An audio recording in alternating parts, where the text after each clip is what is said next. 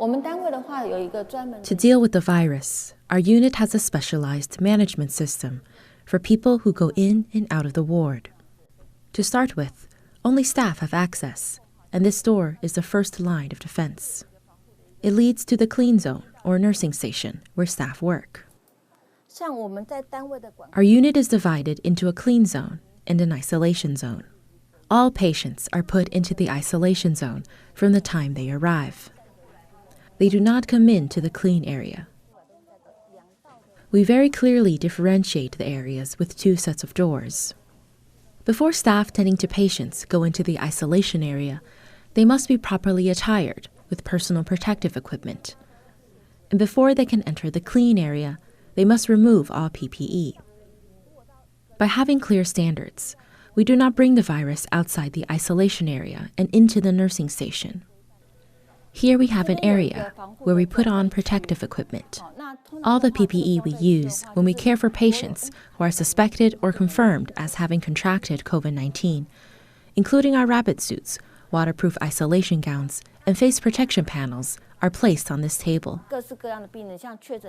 So if our colleagues need to get equipment, it is very clear what they should use. In NTUH Hospital and other hospitals, there are strict rules on wearing PPE. These specify what we should first do before each step. They also detail what we should wear and what the process should be. We have to strictly adhere to that process. Every year, we are tested on our understanding of the standards. We have received such training for 17 years now.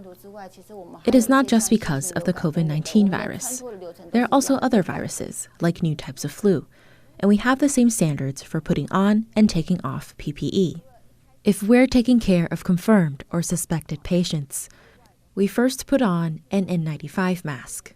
Then, based on the patient's condition, we put on the rabbit suit, a highly protective piece of PPE equipment. We also wear a waterproof isolation gown, a protective face screen, hair caps, and shoe covers. We wrap every part of our body so as not to expose any part of our skin to the air. It's the same thing when we take off the equipment. Based on this order, from head to foot, we take off our protective cap, facial protective covering, protective equipment, wash our hands, and only when we are left with just the N95 face mask do we come out. Any item taken into the isolation area, we do not bring out. We only take what is necessary into the isolation area, and anything there might have the virus, including bed railings and the telephone. So none of these things are brought out. That way, we ensure our nursing station remains clean. Why do we have to be so strict? It's because we have to reassure our doctors and nurses that when they are taking care of patients, they are completely protected. Before getting off work, our doctors and nurses remove their work clothes and shower. We prepare shower gel and other washing supplies for them. They thoroughly wash, including their hair, and change into the clothes they wear to go home. These strict measures ensure doctors and nurses do not take viruses and bacteria home with them.